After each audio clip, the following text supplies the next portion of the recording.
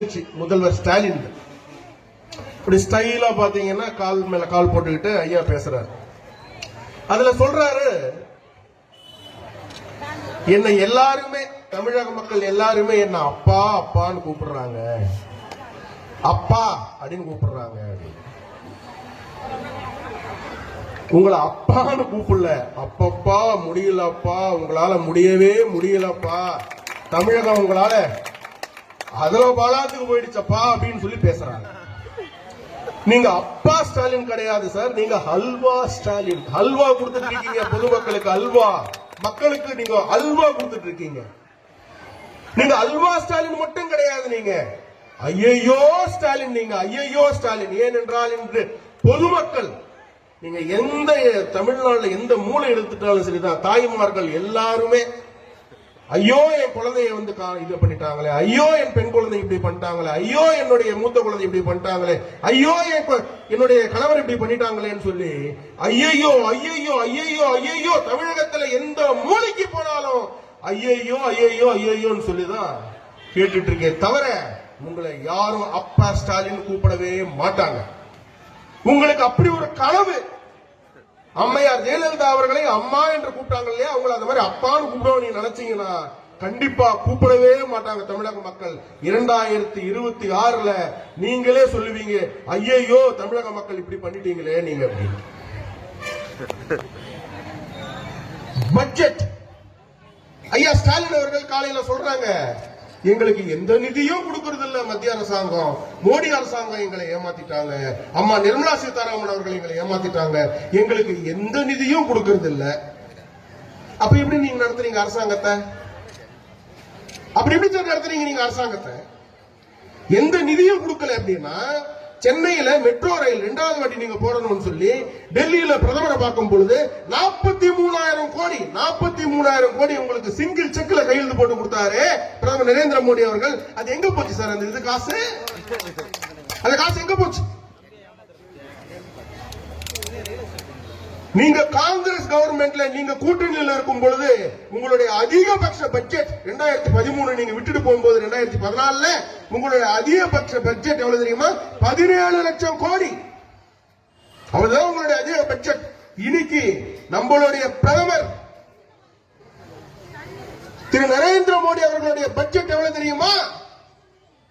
நீங்க ஜீரோ போட்டாவே உங்க காலம் முடிஞ்சிடும். 50 லட்சம் கோடி பட்ஜெட், 50 லட்சம் கோடி. எங்க 17 லட்சம் கோடி, எங்க 50 லட்சம் கோடி?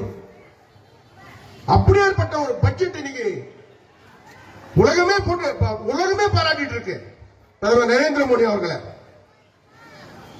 இலவசமா உணவு, இலவசமா உணவு கொடுக்கிறார், இலவசமா ஹெல்த், எல்லாமே இலவசம் பிரதமர் நரேந்திர மோடி கொடுக்கிறார். முக ஸ்டாலின் கொடுக்கல. முக ஸ்டாலின் என்ன கொடுக்கிறார் எல்லாருக்குமே தெரியும். இந்த பக்கத்தில் இருக்கக்கூடிய மயிலாடுதுறையில இதை முடிச்சுட்டு அங்கதான் போறேன். 2 பசங்க, சின்ன பசங்க, தாய்மார்கள் இங்க இருக்கிறீங்க, உங்களுக்கும் குழந்தைங்க எல்லாம் இருக்கிறாங்க, நீங்க கேளுங்க. 2 பசங்க, ஹரிஷ் ஹரிசக்தி, 2 பேரை நேத்து வெட்டி கொண்டு இருக்கிறாங்க. என்ன கேட்டாங்க தெரியுமா? அவங்க எங்க ஊர்ல ஏங்க நீங்க கள்ளச்சாராயம் காசுறீங்க அப்படின்னு ஒரு கேள்வி மட்டும்தான் கேட்டாங்க. இன்னைக்கு அந்த ரெண்டு குழந்தைங்களும் இன்னைக்கு இல்ல. இதுதான் தமிழக அரசா? இதுதான் திராவிட மாடலா? இதுதான் நீங்க ஆட்சி நடத்திட்டு இருக்கீங்களா? உங்க குழந்தைங்க மட்டும் சேஃபா இருக்கணும், செக்யூர்டா இருக்கணும், நல்ல ஜாலியா இருக்கணும். ஆனா எங்க குழந்தைங்க மட்டும் சாகணுமா? எங்க பார்த்தாலும் கள்ளச்சாராயம், எங்க பார்த்தாலும் கற்பழிப்பு. கள்ளச்சாராயம் காசுறவங்க யாரு? திமுக காரங்க. பெண்களுக்கு அநீதி செய்யக்கூடியவங்க யாரு? திமுக காரங்க. ஒரு போலீஸ் உயர் அதிகாரி, ஒரு அம்மா சொல்றாங்க, ஏடிஜிபி ஐபிஎஸ் பெரிய அதிகாரி, தமிழகத்திலே நம்பர் 3வது இடத்துல இருக்கக்கூடிய ஒரு அதிகாரி. அவங்க சொல்றாங்க, வெளிப்படையா சொல்றாங்க, ஏடிஜிபி அவங்க, என் உயிருக்கு பாதுகாப்பு இல்லை. இதுக்கு மேல நீங்க அரசாங்கத்தில் தொடரணுமான்னு கேட்கிறேன்.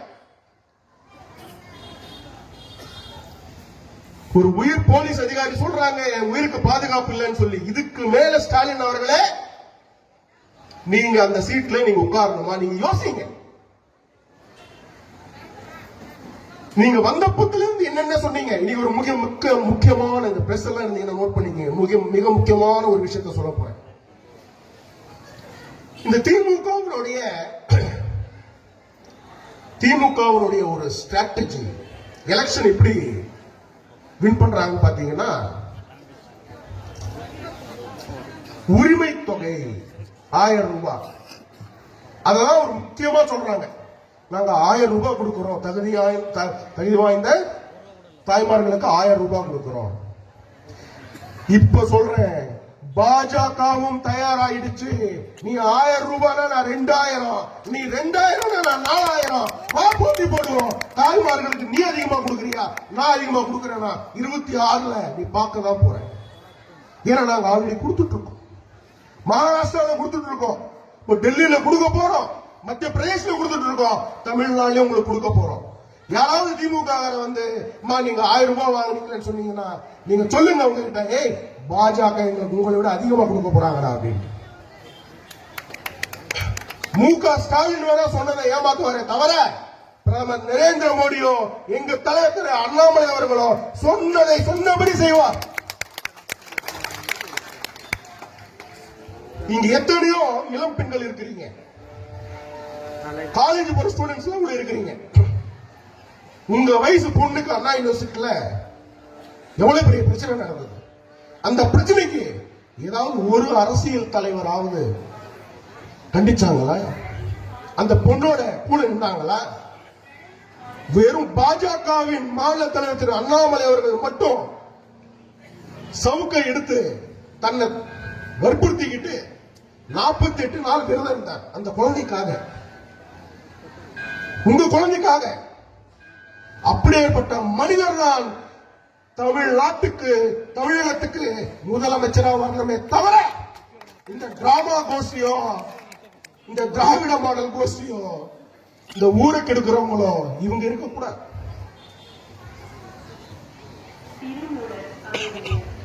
நீ என்ன சொல்றியோ அதை விட அதிகமாக நான் பண்ண போறோம்.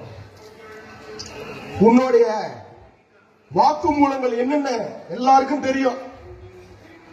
எந்தெந்த போலீஸ் ஸ்டேஷன்ல எத்தனை பெண்களுக்கு எதிராக திமுக காரன் என்னென்ன பண்ணிருக்காங்க எல்லாருக்கும் தெரியும். எல்லாத்தையும் வெளிப்படுத்த போறோம். டிஎம்கே ஃபைல்ஸ் 1 பாத்தீங்க, டிஎம்கே ஃபைல்ஸ் 2 பாத்தீங்க, டிஎம்கே ஃபைல்ஸ் 3 வந்துகிட்டே இருக்கு, ரெடி ஆயிட்டே இருக்கு, விரைவில் வெளியே வரும்.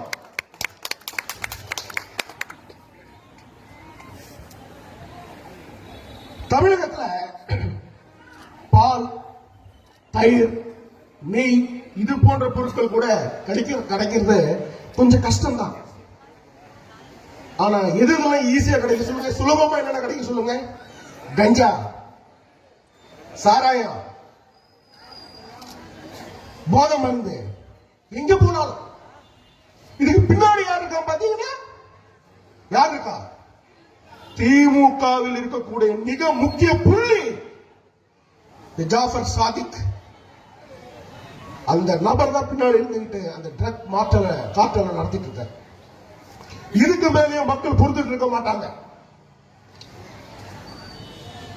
நீங்க எல்லாம் புரிஞ்சுக்க வேண்டிய ஒரு விஷயம், 2026ல நீங்க ஒரு முறை தாமரைக்கு நீங்க வாக்களித்தீர்கள் என்றால் நீங்க வாழ்க்கை முழுக்க நிம்மதியாக ஜம்முன்ட்டு ஜாலியா இருக்கலாம். உங்க குழந்தைங்களுக்கு படிப்பு, உங்க குழந்தைங்களுக்கு வேலை, உங்களுக்கு இருக்கிறதுக்கு நல்ல இடம், சாப்பிடுறதுக்கு நல்ல சாப்பாடு, அனைத்தையும் பிஜேபி பார்த்துக்கும். பாஜக தலைவர் திரு அண்ணாமலை அவர்கள் பார்த்துப்பாங்க. நீங்க நிம்மதியா இருக்கலாம்.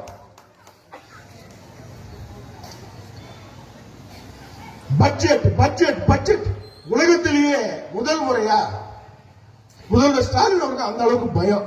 இது அப்படியேப்பட்ட ஒரு சூப்பர் பட்ஜெட், அருமையான பட்ஜெட். எப்படியாவது மக்கள் கிட்ட கொண்டு போய் சேர்த்துருவாங்க அப்படின்ட்டு எல்லா மாவட்டத்திலையும் பட்ஜெட் கண்டிச்சு ஒரு கூட்டம் நடத்துறாங்க.